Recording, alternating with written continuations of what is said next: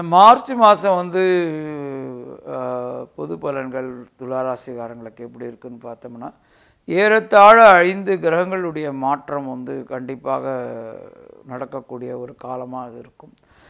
துளாராசிக்கு இந்த 2019 வந்து பார்த்தோம்னா, அடிப்படையாக மற்ற கோளாறுகளோ இல்லை அவங்க குடும்ப சூழ்நிலையோ ஏதாவது ஒரு ஜாதகம் நல்லா இல்லாமல் இருந்தால் தவிர, மற்றபடி துளாராசிக்கு எல்லா விதமானமும் நன்மையாக தரக்கூடிய ஒரு காலகட்டமாக எல்லா மாற்றங்களும் அமையிறது. இதில் முதல்ல 6ஆம் தேதி வந்து ராகு வந்து பாகியஸ்தானத்துக்கு போகிறதும், 3இல் சனி கேத்து வருதும், தனஸ்தானத்தில் குரு இருக்கிறதும், 14ஆம் தேதிக்கு அப்புறம் சூரியன் வந்து 6ஆம் தேதிக்கு 6ஆம் இடத்துக்கு போகிறதும், அப்புறம் வந்து செவ்வாய் வந்து 7ஆம் இடத்துலேருந்து 22ஆம் தேதி 8ஆம் இடத்துக்கு வரதும், 5இல் வந்து 15ஆம் தேதி அன்னைக்கு வந்து புதனும், 21ஆம் தேதி அன்னைக்கு சுக்கிரனும் வருது. இந்த காலகட்டம் கொஞ்சம் நீங்கள் நினச்சி பார்த்தீங்கன்னா,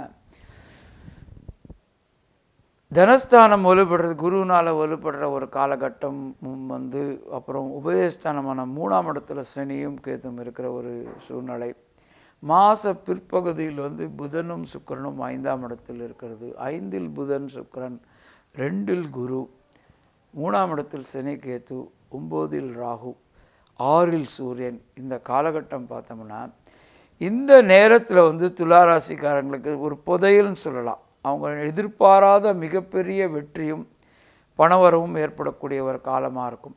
அது வந்து ப்ரைவேட்டில் உத்தியோகம் பண்ணிட்டு இருந்தாலும் சரி, இல்லை கவர்மெண்ட்டில் உத்தியோகம் பண்ணுறவங்களாக இருந்தாலும் சரி, இவங்க எல்லாருக்குமே வேலையில் இருக்கிறவங்களுக்கு எல்லாம் வெற்றியும் சன்மானமும் அவங்களுக்கு ஏற்படக்கூடிய ப்ரமோஷன்ஸ் எல்லாமே கண்டிப்பாக அடையக்கூடிய நாட்களாக இருப்பாங்க. ஸ்டூடெண்ட்ஸ் துளாராசியில் பிறந்தவங்க எல்லாருமே மிகவும் சிறப்பாக செயல்பட்டு இந்த மார்ச் மாதத்தில் மிகப்பெரிய வெற்றியை நோக்கி போகக்கூடிய ஒரு காலங்களாக இருப்பாங்க. பெண்களுக்கு துளாராசியில் பிறந்தவங்களுக்கு எல்லாருக்குமே இந்த மாதம் அவ்வளோ அருமையான ஒரு காலகட்டமாக இந்த காலம் இருக்கும். அவங்க நினச்சி பார்க்காத அளவுக்கு ஒரு சந்தோஷமான ஒரு காலகட்டமாக இருக்கும்.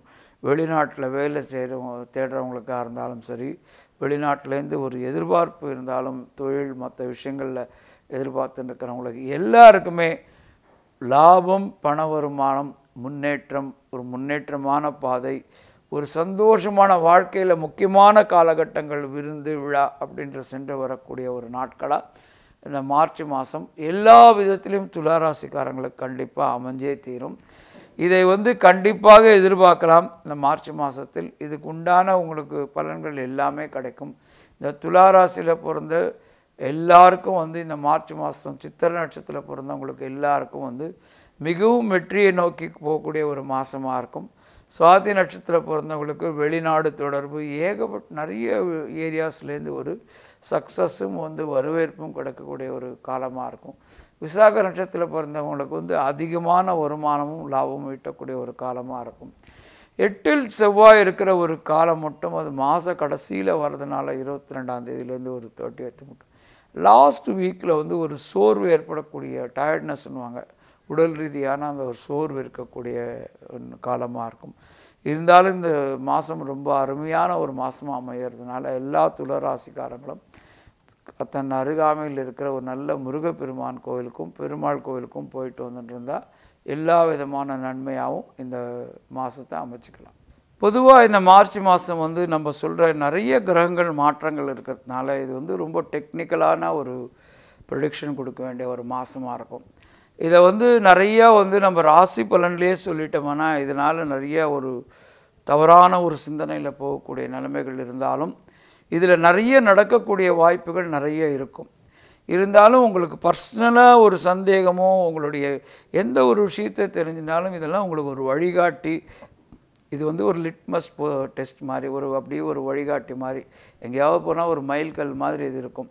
இந்த ஜோதிடத்தை முழுசாக தெரிஞ்சுக்கணுன்னா நீங்கள் வந்து உங்களுக்கு என்ன ஒப்பீனியன் இருந்தாலும் சரி, எங்களை ஸ்க்ரீனில் வர ஒரு நம்பருக்கு வந்து நீங்கள் உங்களுடைய பிறந்த தேதி, பிறந்த ஊர், பிறந்த நேரம் மெசேஜ் பண்ணிங்கன்னா ஒரு 4 நாள் கழித்து மெசேஜ் பண்ணிவிட்டு நீங்கள் கூப்பிட்டிங்கன்னா எங்களுக்கு பதில் சொல்கிறதுக்கு ஈஸியாக இருக்கும்.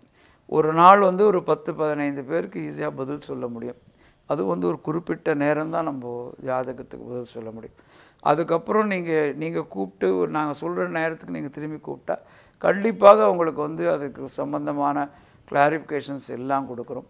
கிடைக்கிற இந்த கம்மியான நேரத்தில் வந்து நிறைய விளக்கம் கொடுத்தாலும் அந்த விளக்கத்தில் எது நிறைய நடக்கும்ன்றது உங்கள் ஜாதகத்தில் நடக்கிற தசாபுக்தி, உங்களுக்கு இருக்கிற யோகங்கள் இதெல்லாம் சான்று தான் இருக்கிறதுனால நீங்கள் எந்த ஹெசிடேஷனும் பண்ணாமல் எங்கள் நம்பருக்கு மெசேஜ் பண்ணி நீங்கள் எங்களுக்கு ஃபோன் பண்ணிங்கன்னா ஒரு 4-5 நாள் மெசேஜ் பண்ணதுக்கப்புறம் ஒரு 4-5 நாள் கழிச்சு ஃபோன் பண்ணால் நான் உங்களை கைட் பண்ணுறதுக்கு ரெடியாக இருக்கும், உங்களுக்கு வழிகாட்டுறதுக்கு தயாராக இருக்கும்.